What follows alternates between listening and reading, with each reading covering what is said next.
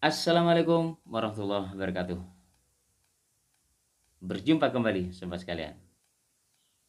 Kali ini kita akan menyimak video viral yang cukup panas dan kontroversi. Sebelum kita lanjut, semoga sobat sekalian sehat, sukses selalu, dan jangan lupa lakukan kebaikan hari ini untuk mensubscribe video ini, like, komen, dan share. Tidak usah berlama-lama, mari kita simak videonya.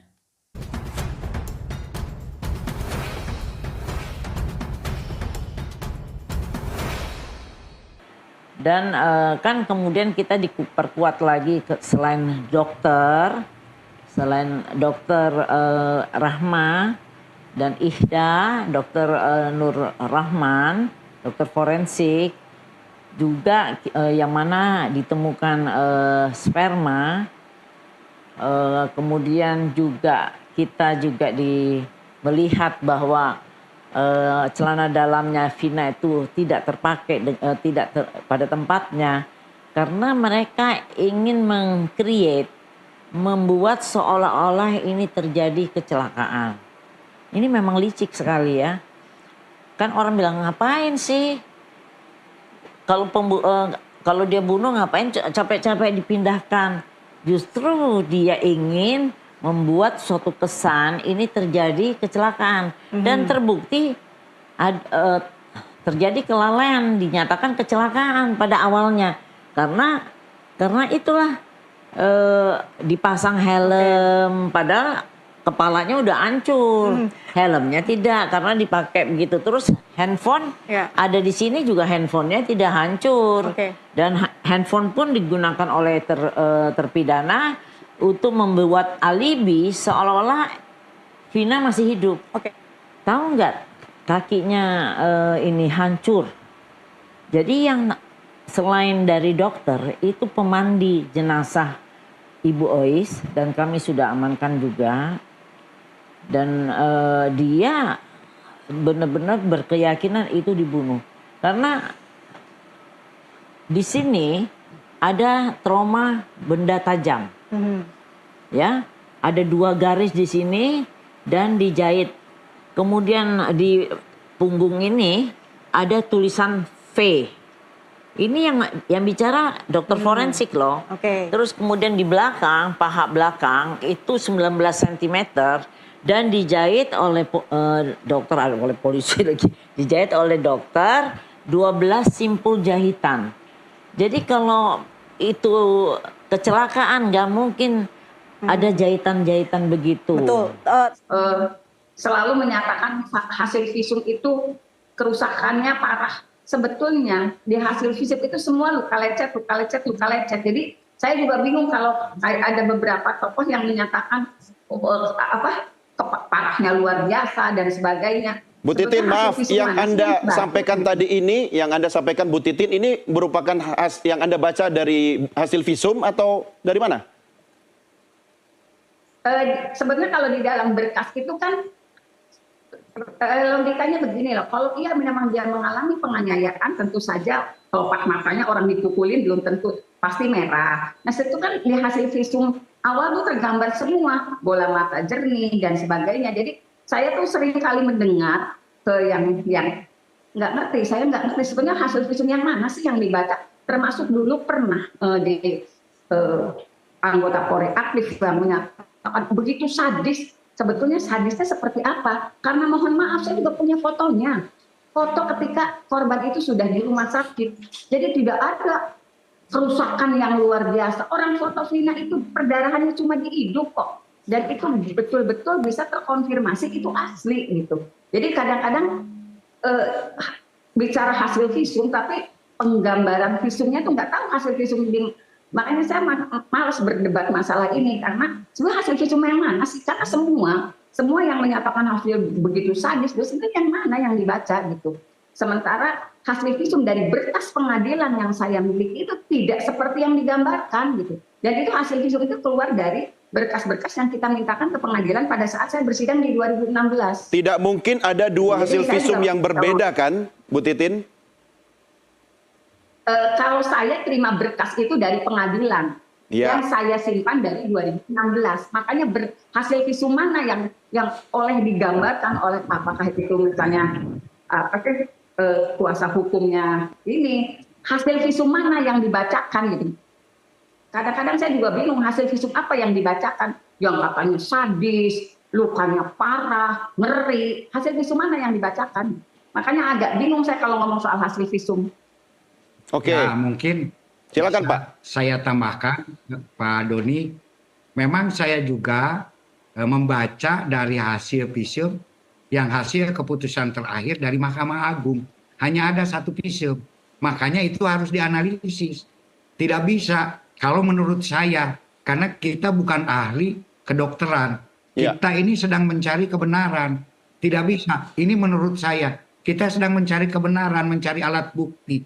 Justru yang bisa mematahkan apakah dokternya saat itu mungkin membuat rekayasa visum, silakan, nanti bisa dibuktikan. Kan bisa ditanya, ada 2 dokter.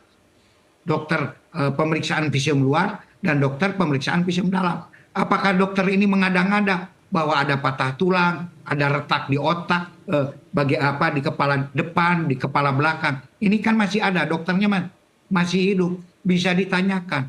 Dan kalau memang mereka yasa, mungkin bisa istilahnya bisa juga diadili atau dihukum. Nah di sini visum satu-satunya hanya visum menurut keterangan daripada yang terakhir dari Mahkamah Agung itu sendiri. Jadi tidak ada 2. Dan di sana memang terlihat bisa baca bersama. Dan ini perlu dibahas oleh para ahli.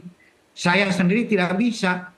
Nah, nanti para ahli menyatakan betul tidak ini visum, karena sekarang satu-satunya alat adalah dari hasil visum itu sendiri. Ya. Atau mau otopsi mau dibongkar lagi mayatnya, mengetahui tentang keretakan itu. Silakan saja kalau itu memang diperlukan dan memang masih bisa dalam kurun waktu 8 tahun ini, toh tulang-tulangnya masih ada gitu kan. Kalau memang tidak percaya. Nah di sini justru salah satu alat bukti yang ada ya dari hasil visum itu. Ya, baik. Ya mungkin kalau dari luar bisa saja itu tidak terlihat, tapi dari dalam kan bisa. Bahkan salah satu dari yang menyelamatkan pertama menemukan TKP itu sendiri, di sana itu darahnya itu banyak sekali. Nah ini pun juga kan perlu dikonfrontir juga. Dan kalau hanya satu saksi yang melihat zigzag, ini mungkin kurang kuat. Jadi perlu ada 2 saksi. Kalau memang ini untuk sebuah alat bukti. Karena kita ini sekarang bukan dengan menurut saya atau perasaan saya, tapi di sini mencari kebenaran dan keadilan berdasarkan alat-alat bukti yang sah menurut KUHP. Dan menurut KUHP harus demikian gitu. Kita tidak bisa menyatakan ini salah, ini benar kalau memang bukan keahliannya. Baik. Itu yang ingin saya sampaikan. Dan apabila memang nanti ahli itu menyatakan ini visum ini tidak rusak, ini adalah kecelakaan, harus kita terima dengan legowo. Nah, namun tidak bisa kita menyatakan bahwa ini adalah tidak parah.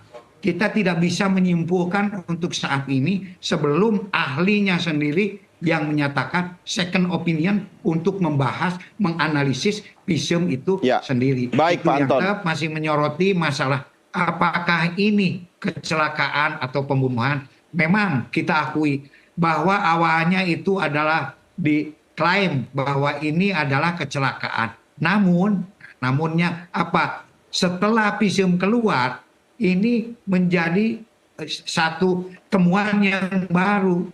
Karena selain adanya kerusakan tubuh yang begitu parah, ada juga makanya kenapa muncul bahwa ini diduga perkosaan. Karena di dalam kemaluan atau alat vital korban itu sendiri ditemukan jaringan perdarahan yang tidak wajar dan juga adanya sperma. Nah, inilah yang mengakibatkan kenapa terjadi pemerkosaan. Nah, kalau memang kecelakaan murni apakah demikian?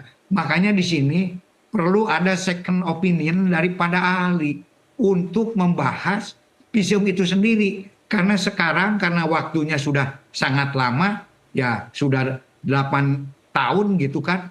Satu-satunya alat bukti mungkin yang bisa kita analisis adalah dari visum itu sendiri.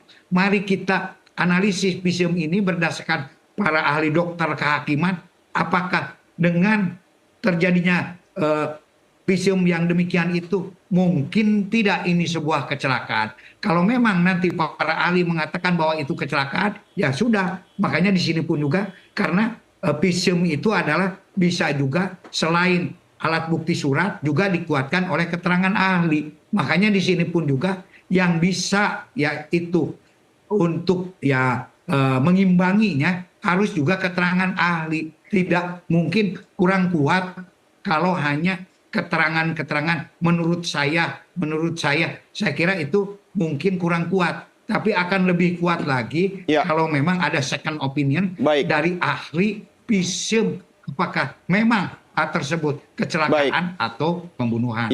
Nah, luar biasa sobat sekalian, kita sudah menyimak, semua bisa menilai, termasuk kita semuanya bisa menilai. Tapi yang berhak memberikan penilaian adalah kewenangan hakim. Tentu argumen, pendapat, bukti, dan saksi yang dihadirkan dalam persidangan yang bisa dinilai hakim. Mudah-mudahan hakim proses peninjauan kembali yang sedang berjalan saat ini bisa diberikan penilaian yang objektif, profesional, sehingga terbuka keadilan seadil-adilnya. Sampai berjumpa di episode berikutnya. Wassalamualaikum warahmatullahi wabarakatuh.